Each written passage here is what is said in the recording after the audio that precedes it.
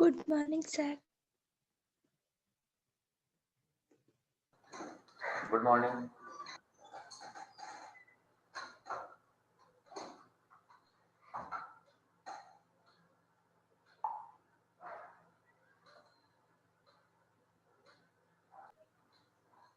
ये बहुत बढ़िया। सर आज करके सेंड कर दूंगी।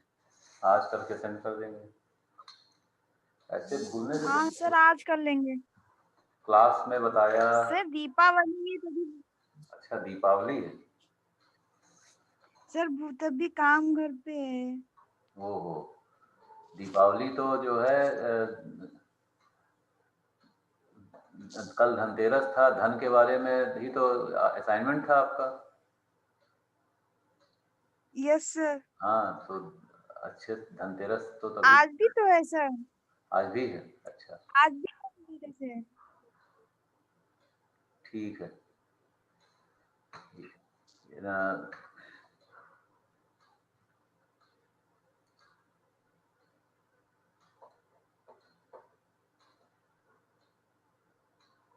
सर आज कोई आया नहीं है। वो लोग तो हैं, काफी हैं, इन्हीं से काम चलाते हैं। सर 2 ही लोग तो हैं। तो कितने लोग होने चाहिए तब आप पढ़ाई करेंगे? सर आज तो बहुत कम लोग हैं। कम तो रोज ही रहते हैं। आज 2 हैं, कल 5 थे। 5 में पढ़ाई हो सकती है, 2 में भी हो सकती है। आज तो यस सर। बाकी कौन है कौन नहीं है उससे क्या करना है। बाकी लोग हो सकता है आ रहे हो, ज्वाइन कर रहे हो।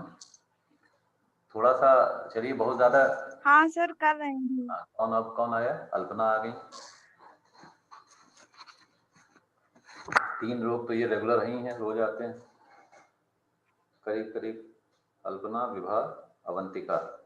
सर आंसू भी आ रहा है। हाँ अभी सर तो अभी रियांशु ज्वाइन कर रहे हैं क्लास। चलिए, रियांशु ने मुझे असाइनमेंट भी भेजा था। हाँ सर बोल रहे थे कि मेरा हो चुका है।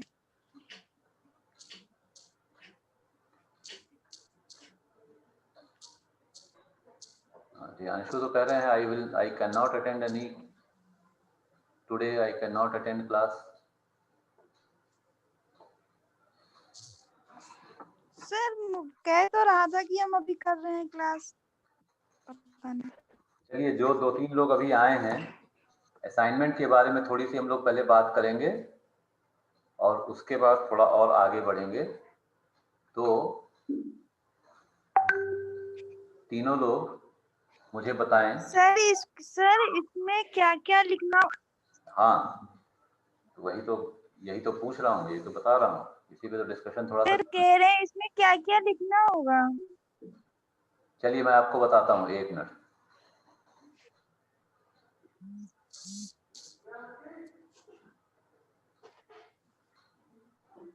अब रियांशु ने ये असाइनमेंट जो भेजा है, इसको हम लोग देख लें। इसको देखते हैं, वो होते तो थोड़ा और ठीक रहता, वो एक्सप्लेन करते अगर हम लोग को कोई बात नहीं समझ में आती। स्क्रीन दिख रही है? यस सर दिख रही है। हाँ तो देखिए, इससे आइडिया लीजिए कि क्या हम लोग लिख सकते हैं। कुछ भी हो सकता है, जो भी कुछ आपका गोल है आगे चल करके, जो भी आप करना चाहते हैं। तो हम लोगों ने बस ये कहा था कि हमारे गोल्स क्या हो सकते हैं भाई। कोई भी एक नॉर्मल इंडिविजुअल है, कोई चीज खरीदना गोल हो सकता है। हमें कोई चीज खरीदनी है, वो यस हमारा सर। गोल है, ठीक है। हमें कुछ काम करना है, वो गोल है। कोई पढ़ाई करनी है, वो हमारा गोल हो सकता है। इस तरह से अलग अलग गोल्स हो सकते हैं। ये सब गोल ही तो है हमारी लाइफ के। लाइफ में आगे जाकर के क्या करना है, ये सबको मालूम है। कि छोटा बच्चा है, उसको ही मालूम है कि अभी तो हमको पढ़ाई करनी है, फिर बड़े होंगे, शादी हो जाएगी, शादी नौकरी करने लगेंगे, या जो भी जिस तरह से भी शादी के बाद आगे जिंदगी बढ़ेगी। और ये कहीं ना कहीं दिमाग में मालूम तो है ही, ठीक है। लेकिन होता क्या है, नॉर्मली ये सारी चीजें हमारे साथ अपने आप होती जाती हैं। हम प्लान नहीं करते हैं। नॉर्मली हम लोग कुछ ऐसा प्लान नहीं करते हैं कि नहीं अच्छा शादी करनी है या पढ़ाई करनी है या ये चीज़ ही पढ़ना है। अक्सर ये भी होता है कि 10th के में जो मार्क्स आए, हम ये नहीं डिसाइड करते हैं कि 11th 12th में हमको कौन सा सब्जेक्ट लेना है, हमारे मार्क्स डिसाइड करते हैं। हम ये नहीं डिसाइड करते हैं यस कि सर। हाँ 12th के बाद हमें क्या करना है, ग्रेजुएशन में क्या करना है, वो भी हमारे मार्क्स ही डिसाइड करते हैं, या फिर हमारे पेरेंट्स डिसाइड करते हैं, या फिर हमारे कलीग्स डिसाइड करते हैं। अभी जैसे अभी आपके सीनियर बैच के कुछ स्टूडेंट्स जो मतलब जो आपके सीनियर बैच के स्टूडेंट जो अभी बीबीए जिन्होंने कंप्लीट किया, तो फिर आगे क्या करना है, एमबीए करना है नहीं करना है, तो ये खुद नहीं ना डिसाइड करके पूरा ग्रुप डिसाइड कर रहा है ना। ग्रुप डिसाइड करने में मतलब क्या हुआ कि मेरा फ्रेंड मेरी यस दोस्त सर। करेगी बीबीए सॉरी एमबीए, तो मैं भी करूंगा या मैं भी करूंगी, नहीं तो मैं नहीं करूंगा। या फिर किस कॉलेज से करना है, तो जिस कॉलेज से ये करेंगे उसी कॉलेज से हम भी करेंगे, है ना। तो मतलब ये है कि ये सारी चीजें तो ऑब्वियसली हर जगह ये सारे फैक्टर्स तो रहेंगे ही डिसीजन में, लेकिन ये एक चीज होती है कि गवर्निंग फैक्टर क्या है, मतलब डिसाइडिंग फैक्टर क्या है। डिसाइडिंग फैक्टर ये नहीं होना चाहिए, डिसाइडिंग फैक्टर होना चाहिए कि लॉन्ग रन में जो चीज हमको किस तरह से आज जो भी कुछ करेंगे, आज हम जो भी कुछ करेंगे उसका लंबे समय में इम्पैक्ट क्या पड़ेगा वो देखना, वो भी देखना चाहिए। तो शॉर्ट टर्म गोल हो चाहे मीडियम टर्म हो चाहे लॉन्ग टर्म हो, उसको हम इस तरह से कैटेगराइज करें और खुद से डिसाइड करके करें कि क्या करना है हमें। अब जैसे देखिए इन्होंने लिखा है शॉर्ट टर्म गोल में कि हमें आईफोन लेना है। सिंपल, इस तरह से कुछ भी हो सकता है। हमें कोई ड्रेस खरीदनी है, हमें कोई फ़ोन खरीदना है, एक स्मार्टफोन चाहिए, हमें टीवी खरीदना है, कोई भी इस तरह की चीज़ हो सकती है, कुछ खरीदने की, कहीं घूमने जाना है, कल मैंने बताया था। तो ये एक गोल हो गया। ओके, तो इन्होंने शॉर्ट टर्म में लिखा आईफोन, और उसके बाद दूसरी चीज़ लिखनी थी प्रायोरिटी आपकी क्या है, जो इस गोल की प्रायोरिटी क्या है। तो गोल कभी जैसे कोई चीज़ हमने कहा कि ये चीज़ हमको करनी है या ये चीज़ हमको चाहिए, और ये तो चाहिए ही किसी भी हालत में, इसके बिना काम नहीं चल सकता। एक तरीका तो ये है, तो प्रायोरिटी हो गई हाई। दूसरा हो गया कि चाहिए लेकिन बहुत ज़्यादा कुछ बहुत बहुत एकदम एक्सट्रीम पे नहीं है, लेकिन चाहते हैं कि ये चीज़ हमें मिल जाए, तो मीडियम हो गया। और अगर मिल गया, म्यूट रखिए,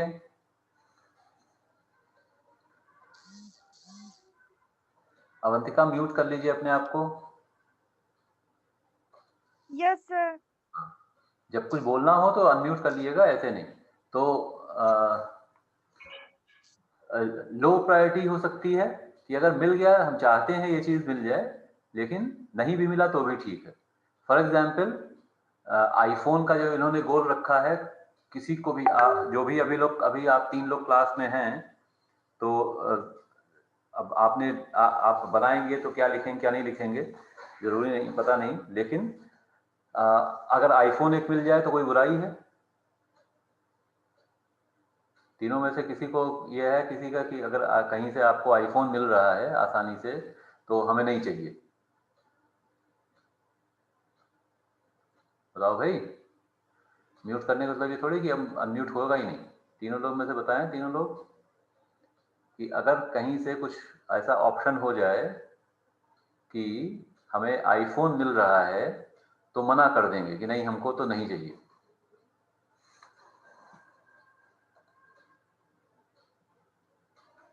नो रिस्पॉन्स।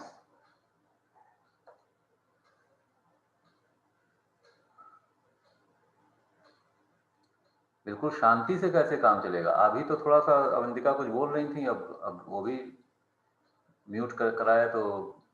सर, हाँ, सर क्या कह रहे हो? मैंने कहा कि अगर कहीं से कुछ ऐसा ऑप्शन हो जाए, रियांशु ने लिखा है कि इनका जो शॉर्ट टर्म गोल है वो है आईफोन। हमें अगर कहीं से आईफोन, हमारा गोल तो नहीं है, लेकिन हमें आईफोन अगर मिल रहा हो तो हम मना कर देंगे क्या?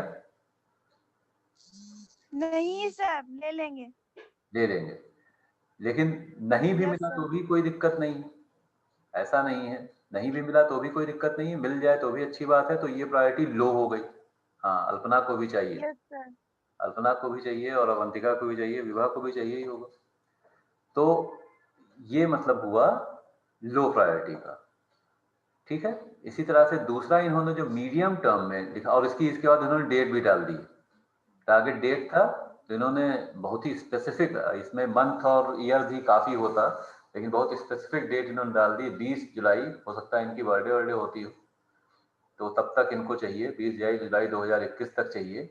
और तीसरी चीज जो डालनी थी, चौथी चीज, चौथा कॉलम जो था वो कॉस्ट एस्टिमेट था, कि आईफोन की भी कॉस्ट, मेरे ख्याल से जो पुराने वर्जन्स होंगे वो 30-20 हजार तक से शुरू हो जाते होंगे, और 1 लाख से ऊपर, 1.25 लाख 1.5 लाख तक भी जो लेटेस्ट वर्जन है वो मिलता होगा।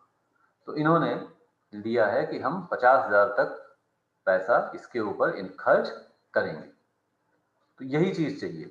इसी तरह से यस सर। अब देखिए, इनकम्प्लीट है इनकी भी टेबल, लेकिन इन्होंने कुछ करके कम से कम भेजा। दूसरा गोल इन्होंने लिखा रियल एस्टेट, तो अब क्लियर इन्होंने नहीं किया है, लेकिन रियल एस्टेट मतलब मे बी इन्होंने कुछ प्रॉपर्टी खरीदने की है, इनकी का गोल है। इसमें प्रायोरिटी इन्होंने हाई डाली है कि चाहिए ही चाहिए, और टारगेट डेट तो नहीं डाली है, लेकिन 2 से 5 साल का है, तो इसका मतलब है अगले 5 सालों में तो ये चाहते ही हैं कि ऐसा हो जाए। कॉस्ट भी इन्होंने नहीं डाला है, जो कि एक्चुअली डालना चाहिए। एक कुछ रेंज, हमको जरूरी नहीं कि स्पेसिफिक हम डालें, एक रेंज, कॉस्ट एस्टिमेट ही कहा ही जा रहा है, तो एक रेंज यहाँ पर डालनी चाहिए। लॉन्ग टर्म गोल 6 साल से ज्यादा के केस में इन्होंने क्या लिखा है, होटल का मतलब मुझे समझ नहीं आया, ये तो यही बता पाएंगे, लेकिन कुछ मे बी एक होटल खोलना चाहते हैं क्या, और इसकी भी प्रायोरिटी इन्होंने हाई रखी है। इसमें भी लेकिन टारगेट डेट होना चाहिए और कॉस्ट भी आनी चाहिए। तो यही चीज आपको चाहिए। अब इसमें इन्होंने तीनों कैटेगरीज में एक एक चीज डाली है, एक एक गोल डाला है, लेकिन हमारे ज्यादा गोल भी हो सकते हैं। ऐसा भी हो सकता है कि शॉर्ट टर्म में हमारे पास ज्यादा गोल हैं, मीडियम टर्म में हमारे पास कुछ गोल हैं, और लॉन्ग टर्म में अभी हमने कुछ सोचा ही नहीं है, तो लॉन्ग टर्म वाला खाली चला जाए, उसमें कोई समस्या नहीं। लेकिन एक इस तरह से सोचना कम से कम शुरू करें हम लोग, ये पर्पज इस एक्सरसाइज का है। और अपने आप ही हमें समझ में आएगा, और उसके हिसाब से जब जब हम कोई चीज लिख करके करते हैं ना, तो उसके लिए फिर एफर्ट ज्यादा होता है। कोई चीज दिमाग में पड़ी हुई है तो वो पड़ी हुई है, लिख लिया तो वो सामने जब दिखती है तो समझ में आता है कि हाँ, इसके बारे में कुछ हमें एफर्ट डालना चाहिए, करना चाहिए। तो बेसिकली यही है। इसी तरह से कुछ और एग्जाम्पल्स मैं आपसे शेयर कर सकता हूँ कि क्या क्या चीजें इसमें आनी चाहिए।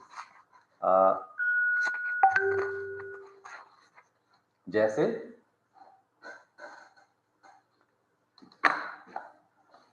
और ये जो short term, medium term, long term goal हैं, ये इस पे भी डिपेंड करेगा कि आप किस एज ग्रुप के हैं, आप किस लेवल पर हैं। जैसे आप लोग कॉलेज गोइंग स्टूडेंट्स जैसे हैं, तो उनके लिए शॉर्ट टर्म गोल्स जो हैं वो उसमें फाइंडिंग अ जॉब भी आ सकता है। फाइनल ईयर बीबीए के स्टूडेंट्स हैं आप लोग, तो फाइंडिंग अ जॉब एक शॉर्ट टर्म गोल हो सकता है। बीबीए कंप्लीट करने के बाद हमें जॉब चाहिए, अगले 1 साल में चाहिए, या तो हम आगे कुछ पढ़ाई करेंगे, या फिर अगले 1 साल में हमको जॉब चाहिए। तो ये शॉर्ट टर्म गोल हो गया। या तो पढ़ाई का गोल हो सकता है, और जॉब का हो सकता है। तो अगले नेक्स्ट 1 साल के अंदर हमको कहीं एक अच्छे कॉलेज में एमबीए के लिए एडमिशन लेना है, ये एक शॉर्ट टर्म गोल हो सकता है। या जॉब ढूंढना है, ये एक शॉर्ट टर्म गोल हो सकता है। कहीं पर कोई एक क्योंकि स्टूडेंट हैं तो कोई जगह, कोई रहने की जगह किराए पे लेनी है, ये भी एक लोन, ये भी एक गोल हो सकता है। अभी जहाँ पे रह रहे हैं वो बहुत अच्छी जगह नहीं हमें समझ में आ रही है, लेकिन हम तो कहीं और एक किराए पे मकान लेना चाहते हैं, रूम लेना चाहते हैं, that can be A short term goal also. कोई एक अभी ये बात की जैसे इन्होंने लिखा आईफोन के लिए, या कोई भी चीज़ हम छोटी सी ऐसी कोई चीज़ खरीदना चाहते हैं, ये भी एक शॉर्ट टर्म गोल हो सकता है। इंटरमीडिएट या mid term, medium term goals जो हैं 2 से 5 साल में आपका हो सकता है कि कई स्टूडेंट जैसे होते हैं कि एजुकेशन लोन लेकर के पढ़ाई करते हैं, तो वो एजुकेशन लोन हमारा रिपे हो जाए, ये एक मीडियम टर्म गोल हो सकता है। नया फर्नीचर खरीदना, ये एक मीडियम टर्म गोल हो सकता है। लॉन्ग टर्म में कोई इन्वेस्टमेंट से रिलेटेड कोई गोल हो सकता है कि जब हम जॉब 1 साल के अंदर हमें जॉब मिल जाएगी, 4-5 साल हो चुके होंगे उसके बाद, तो हम कहीं पर कुछ इन्वेस्ट करेंगे, ऐसा कुछ हो सकता है। कुछ प्लॉट खरीद लें, कोई रियल एस्टेट में कुछ इन्वेस्टमेंट कर दें, ये गोल हो सकता है। ठीक है। और आगे पढ़ाई करना चाहते हैं, एमबीए करने के बाद हम पीएचडी करना चाहते हैं, ये भी गोल हो सकता है।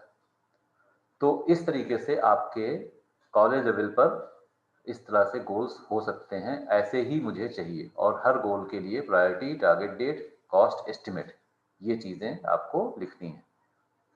या कुछ एग्जाम्पल्स और हम लोग देख सकते हैं कि अगर मान लीजिए कि 20s में, मिड 20s में किसी की एज है, तो उसके लिए एक टेलीविज़न खरीदना गोल हो सकता है, टेलीविज़न सेट गोल हो सकता है। कोई अपने खर्चे घटाने गोल हो सकते हैं हमारे।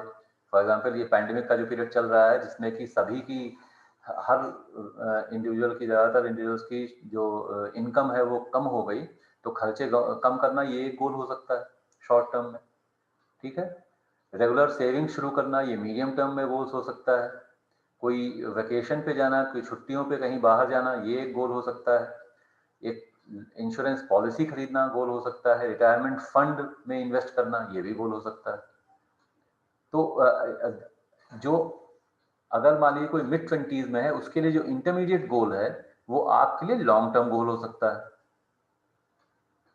ठीक है ना। तो ये सब चीजें, आपके पास एक घर है और बड़ा घर चाहते हैं, आपके पास एक कार है, दूसरी कार चाहते हैं, एक स्कूटी है, उससे पुरानी हो गई है, एक नई स्कूटी खरीदना चाहते हैं। तो ये सारे गोल्स होंगे कोई भी, किसी भी इंडिविजुअल के लिए। मैरिज गोल हो सकता है, कितने साल में शादी हो जानी चाहिए। मैरिज कपल्स जो होते हैं वो ये भी प्लान करते हैं कि फैमिली हम कितने टाइम में शुरू करेंगे, हमारे बच्चे स्कूल कब तक जाने लगेंगे। तो ये सारे कहाँ पर, किसी किसी एक पर्टिकुलर, आजकल तो ये भी गोल हो सकता है इंडिया में कि बच्चे जो हैं वो कहाँ पे पढ़ेंगे, किस अच्छे स्कूल में हम उनको पढ़ाएंगे। उसके लिए भी आजकल एजुकेशन लोअर लेवल पर भी इतनी खर्चीली होती जा रही है कि उसके लिए अभी से, मान लीजिए कोई कोई मैरिड कपल है, तो वो पहले से ही शुरू कर सकता है उसके लिए पैसा जमा करना। तो ये ही एग्जाम्पल्स कुछ जो हैं ये आप लोग ले सकते हैं। Yes sir. ठीक है। थोड़ा और आगे चल करके गोल हो सकता है, कोई इंटरनेशनल जगह पर हमें घूमने जाना है, ये भी एक गोल हो सकता है।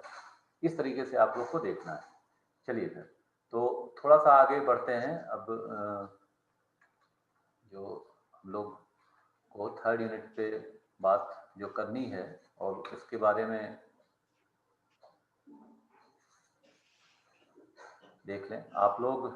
बेसिकली पर्सनल फाइनेंस होता क्या है, इसके बारे में आप लोग पढ़ चुके हैं, देख चुके हैं। जस्ट अ मोमेंट, आप लोग बात कर चुके हैं पर्सनल फाइनेंस में क्या होता है, ये समझ चुके हैं। आप पर्सनल फाइनेंस कैसे मैनेज करेंगे, इसके बारे में बात हो चुकी है। अब थर्ड और फोर्थ यूनिट में हम लोग को बात करनी है इंश्योरेंस के बारे में और इन्वेस्टमेंट्स के बारे में। तो इन्वेस्टमेंट के बारे में कल हम लोग बात कर रहे थे। कल थोड़ा सा मैंने आपको ये बताया था, इन्वेस्टमेंट का मतलब क्या है। पैसा जो भी कुछ हमारे पास है, उसे जब हम कुछ उसका इस्तेमाल कुछ इस तरीके से कर रहे हैं जिससे कि वो हमको कुछ और रिटर्न देगा, मॉनेटरीली कुछ रिटर्न देगा, तो ये इन्वेस्टमेंट है। पैसा हम खर्च कर रहे हैं, पैसा हम अपने जो बेसिक नीड्स हैं, बेसिक नेसेसिटीज हैं, उनके ऊपर पैसा खर्च कर सकते हैं।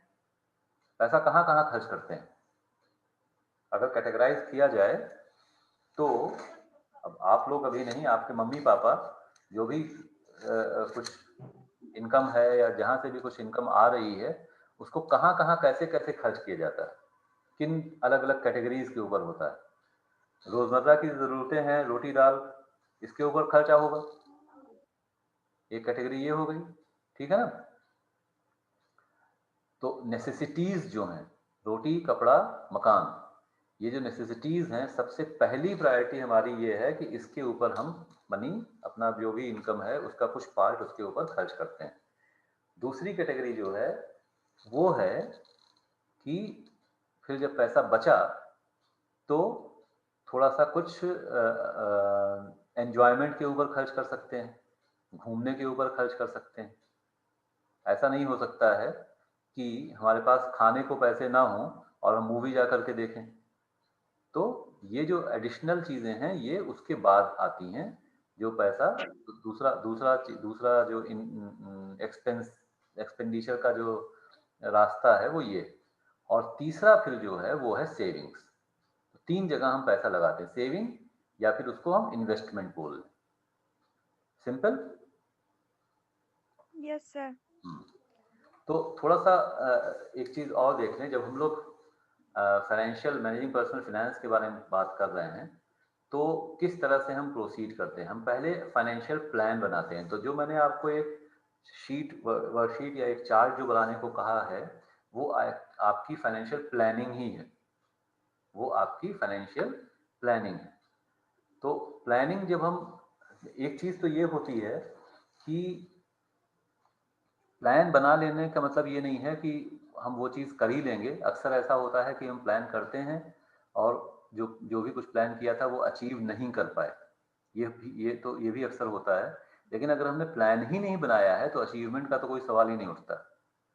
अगर हमने प्लान ही नहीं बनाया है तो फिर अपने आप ही ज़िंदगी जिस रास्ते जा रही है तो उधर चलती चली जाएगी। तो इसलिए फाइनेंशियल प्लानिंग इम्पॉर्टेंट है। और फाइनेंशियल प्लानिंग किस तरह से करते हैं उसका एक अभ्यास, एक प्रैक्टिस करने के लिए वो एक्सरसाइज मैंने आपको दी है। तो प्लान हमने बना लिया, ये पूरी टेबल, पूरा चार्ट जो बनाएंगे वो आपका फाइनेंशियल प्लान हो जाएगा पूरी ज़िंदगी के लिए। उसको फिर आप धीरे धीरे मॉडिफाई आगे करते रह सकते हैं, कुछ और समझ में आएगा, कुछ और चीज़ लगेगा। कभी कभी ये होता है कि अ, अ, हम जॉब कर रहे हैं, मान लीजिए आप लोग जॉब करेंगे कुछ टाइम में, तो एक जगह जॉब कर रहे हैं, कुछ एक एक्स सैलरी मिल रही है, उसके हिसाब से ही फिर आगे की हम आगे के प्लान्स बनाएंगे। ठीक है ना।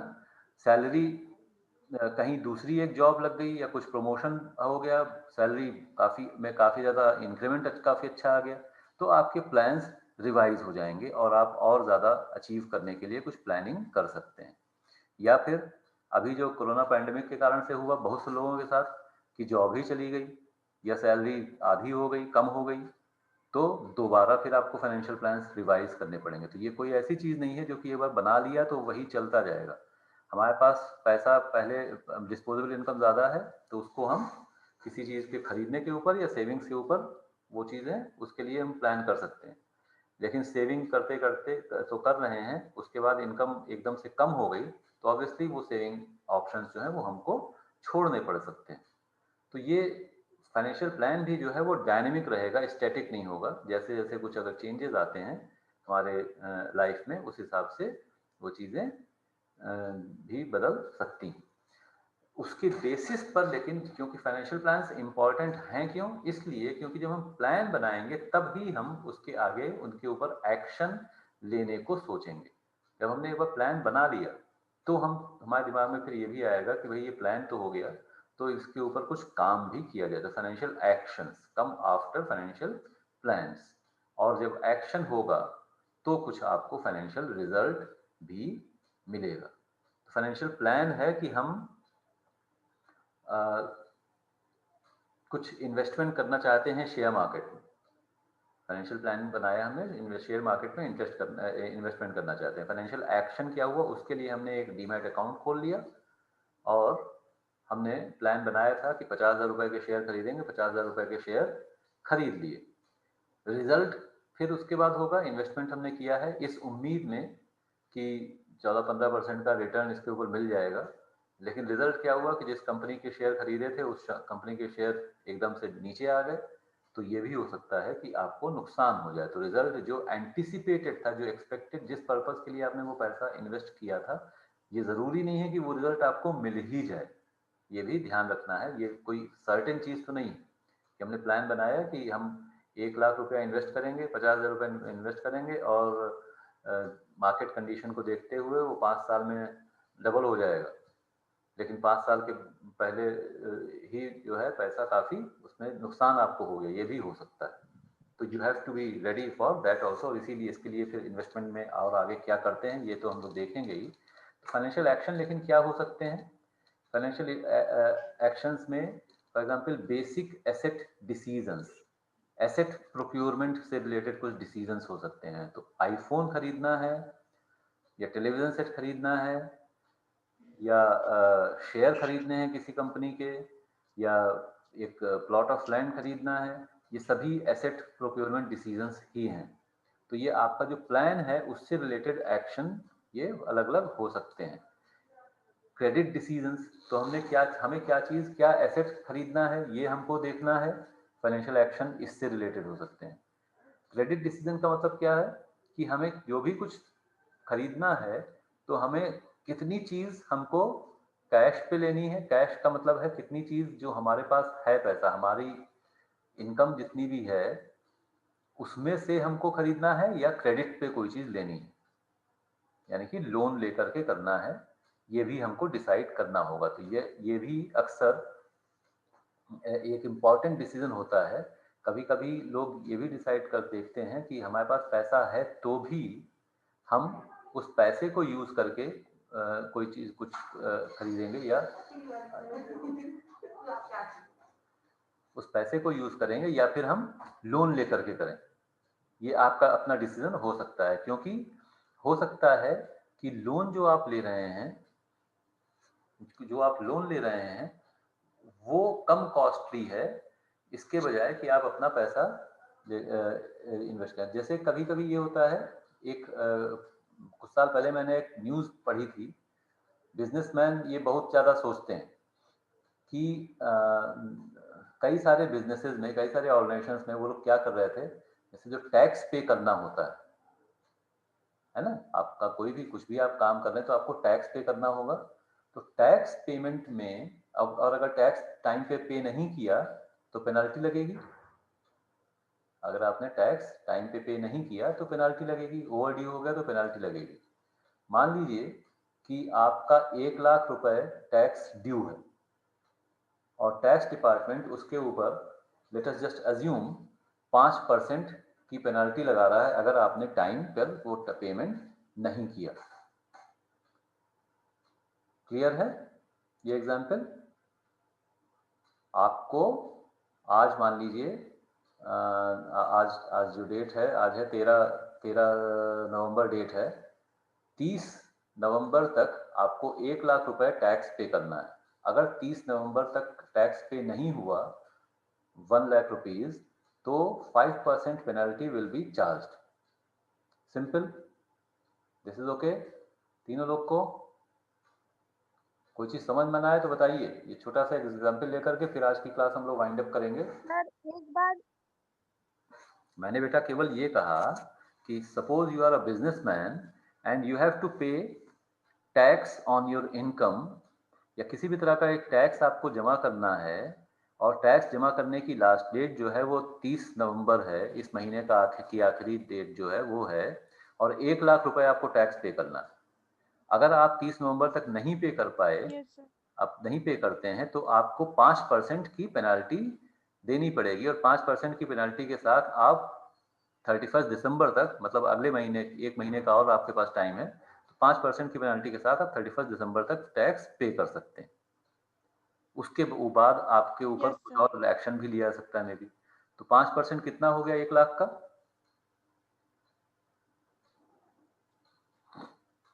1 लाख का 1% 1,000।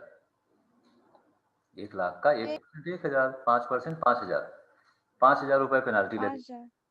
अब यस सर। वही 1 लाख रुपए, आपको ये मालूम है कि वही 1 लाख रुपए अगर मैं अपने बिजनेस में लगा दूं तो मुझे 15% रिटर्न मिल जाएगा। Yes sir.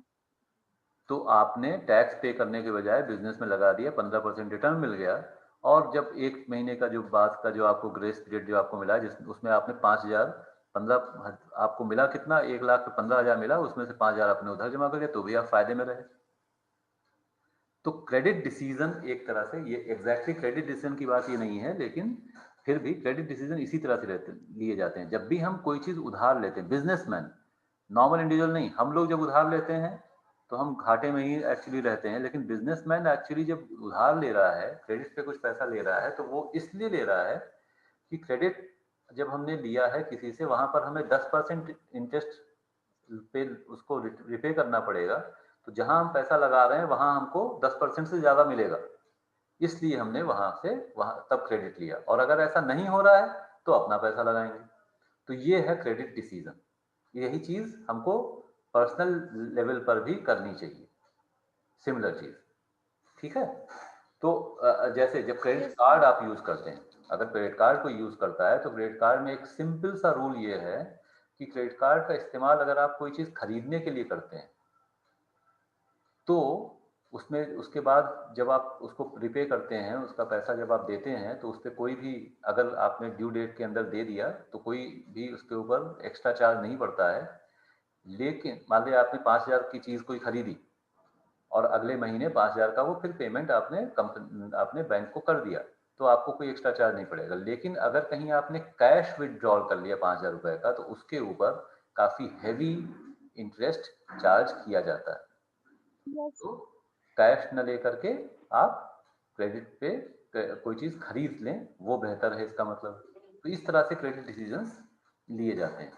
Insurance decision, insurance करें ना करें, कब करें, कैसे करें, ये सारी चीजें हैं। तो इंश्योरेंस में, कौन सा चाहो? म्यूट करो बेटा। इंश्योरेंस डिसीजंस हो गए। इसी तरह से इन्वेस्टमेंट के डिसीजंस हो गए हमारे। ये फाइनेंशियल एक्शंस में ये भी आते हैं, कैसे इन्वेस्ट करें, किस तरह के पोर्टफोलियो में इन्वेस्ट करें। हाई रिटर्न वाला चाहिए तो हाई रिटर्न के साथ हाई रिस्क भी हो जाएगा, वहां पर इन्वेस्ट करें। कि लो रिटर्न की हाई सिक्योरिटी वाला चाहिए तो वहां पर रिटर्न भी कम हो जाएगा, तो क्या उसका कोई मिक्सचर हम लोग यूज करेंगे। तो ये इन्वेस्टमेंट डिसीजंस हो गए। और इसी तरह से रिटायरमेंट डिसीजन हमारा क्या है, और स्टेट जो भी हमारी प्रॉपर्टी है उसके लिए हमारे क्या डिसीजंस हैं, ये सारे फाइनेंशियल एक्शंस में आते हैं। तो जो भी कुछ हम प्लान बनाएंगे वो इन्हीं चीज़ों के ऊपर सभी घूमते रहते हैं। फाइनेंस से रिलेटेड जो भी चीज़ें, फाइनेंशियल प्लानिंग से रिलेटेड जो भी कुछ ही चीज़ें हैं, वो इन्हीं सब चीज़ों के बीच में रहेंगी। सारी काम जो भी हमको करने हैं, चाहे हमें कोई चीज़ खरीदनी है, चाहे हमें आगे पढ़ाई करनी है, चाहे हमें मैरिज करनी है, चाहे हमें फैमिली शुरू करनी है, कुछ भी करना है, वो सब चीज़ें इससे रिलेटेड ही कहीं ना कहीं कुछ ना सब चीज़ें आएंगी। तो चलिए, ये फिर इससे आगे हम लोग अगली क्लास में फिर बात करेंगे कि किस तरह से हम लोग को, जो इन्वेस्टमेंट की बात अगर हम लोग कर रहे हैं, तो किस तरीके से आगे हमें प्रोसीड करना चाहिए। फाइनेंशियल रिसोर्सेज के इन्वेस्टमेंट के लिए अप्रोच हमारी क्या होनी चाहिए। We will be talking about this in the next class. ठीक है। चलिए, happy Deepawali to all of you. Okay, I am winding up. Thank you.